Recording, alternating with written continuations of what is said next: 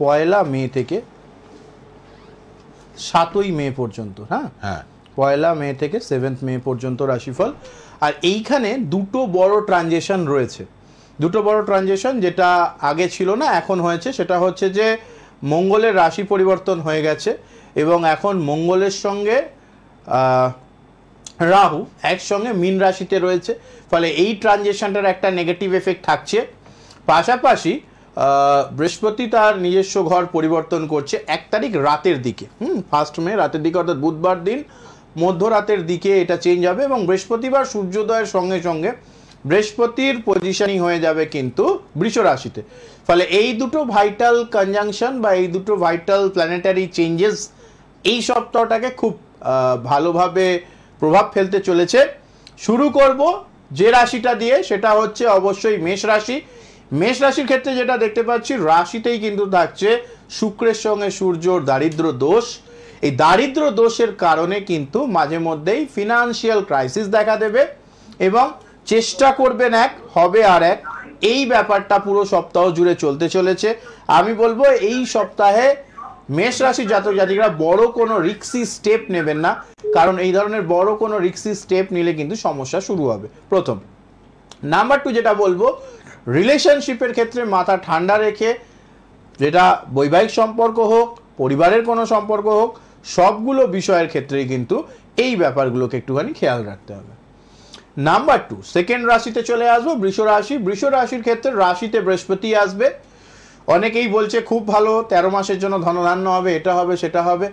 আমি বলি বৃহস্পতি রাশিতে আসলে পরে খালি জ্ঞানের প্রাপ্তি হয়, এছাড়া আর কিছু হয় না।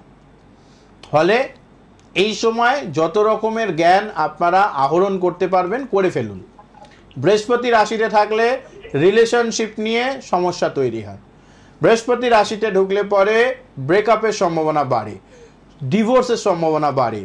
এগুলো বৃহস্পতির কুফল। সমস্ত জ্যোতিষী সুফলই বলে যাচ্ছে, আমি খালি দেখছি আরে কয়েনের ওপিটটাও তো রয়েছে, একটা যদি ভালো হয় একটা খারাপও থাকবে। এগুলো হচ্ছে নেগেটিভ, ফলে এগুলোকে খেয়াল রাখতে হবে।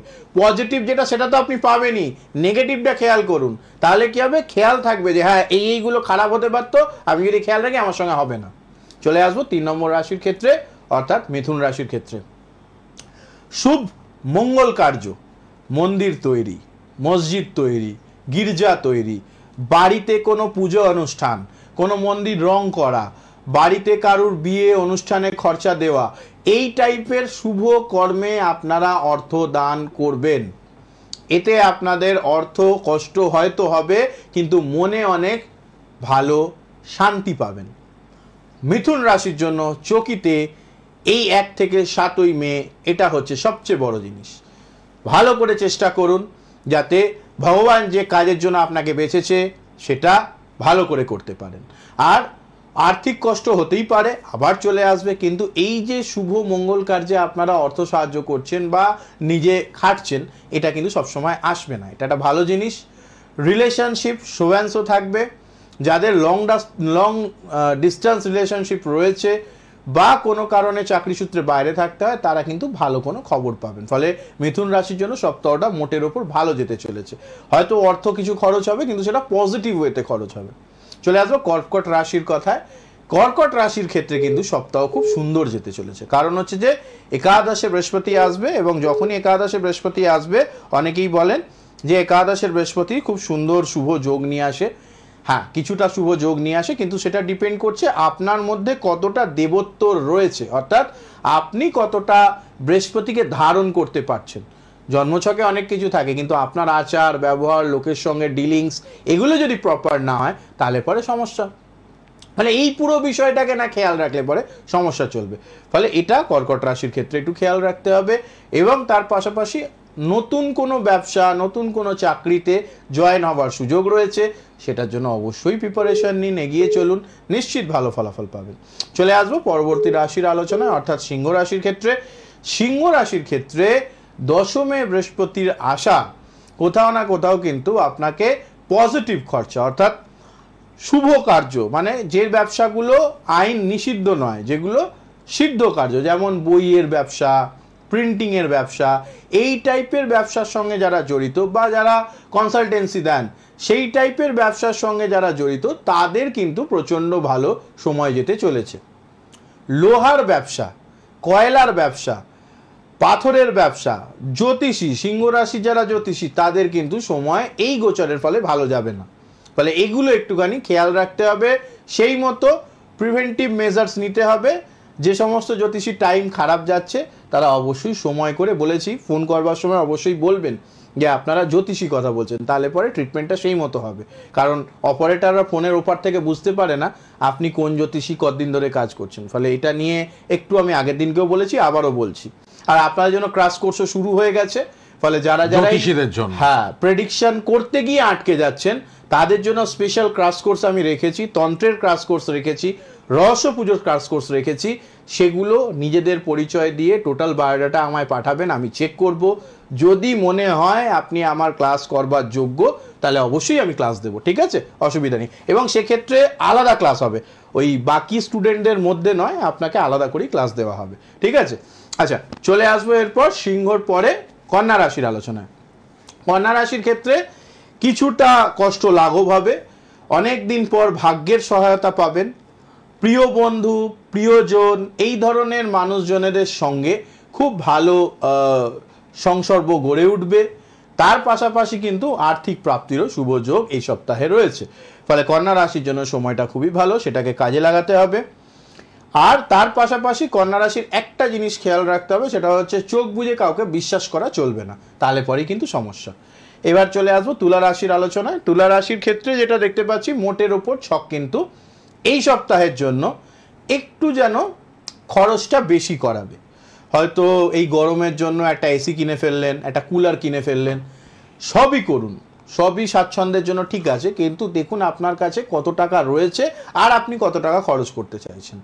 এই একটা হিসাব করে নিয়ে তারপর খরচ করলে, তুলা রাশির মানুষজন যেহেতু একটু ভাবুক টাইপের হয়, তো এই ভাবুকতাটা ঠিক আছে, ভাবুকতা সব জায়গায় ভালো, কিন্তু আর্থিক খরচের ক্ষেত্রে ভাবুকতা হলে পরে না আপনাকে একটা সময় লোকের কাছে হাত পাততে হবে।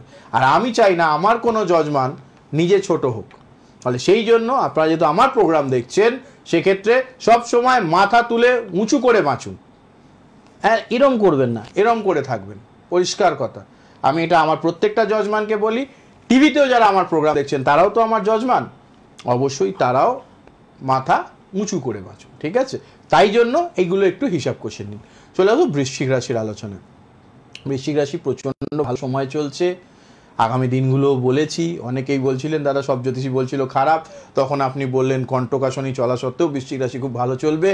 আপনি এরকম বলেছেন বলেই বৃশ্চিক রাশির সময়টা ভালো হয়ে গেছে, একদমই তা নয়।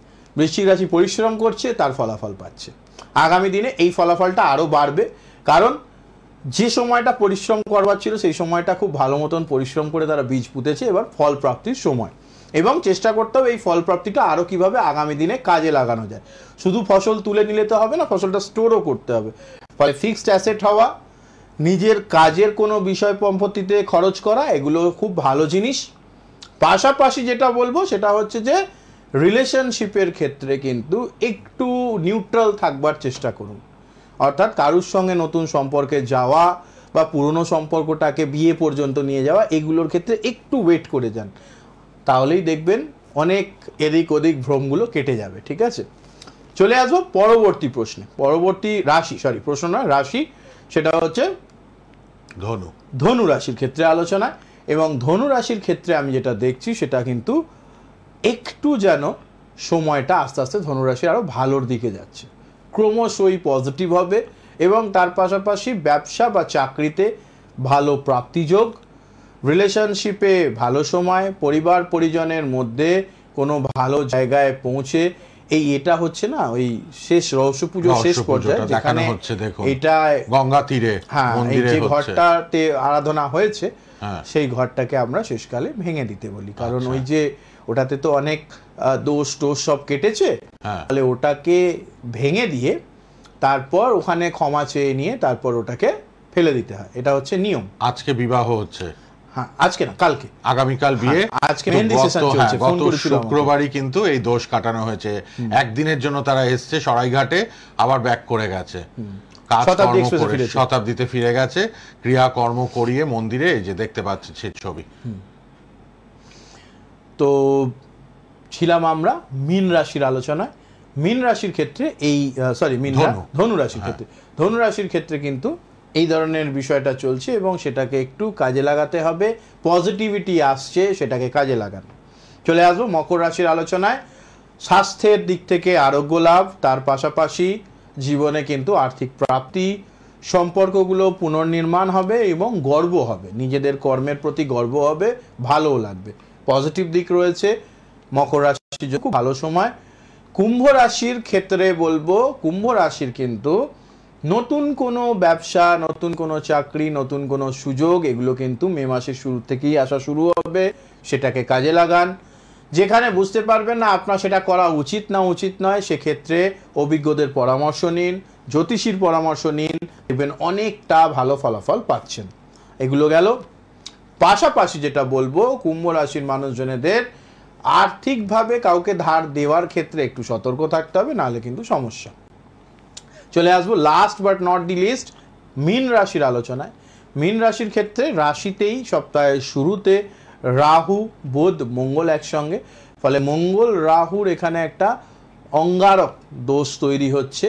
যদিও অঙ্গারক দোষ সবচেয়ে বেশি কার্যকর হয় কেতুর সঙ্গে মঙ্গলের, কিন্তু রাহুর সঙ্গে মঙ্গলের দোষকেও আমাদের বৈদিক শাস্ত্রে অঙ্গারক দোষ হিসেবে বলা হয়েছে। এবং এই অঙ্গারক দোষ কি করে, সব সময় মাথাটা গরম রাখবে, কোনো কাজেই আপনাকে স্থিরতা দেবে না, আপনি কেমন একটা ঘোরের মধ্যে ফিল করবেন। ফলে আগামী 1 জুন পর্যন্ত সময় অবশ্যই কিন্তু মীন রাশির জাতক জাতিকাদের একটু সতর্ক থাকতে হবে, তাহলেই দেখবেন অনেকটা সমস্যা কম হয়ে যাবে।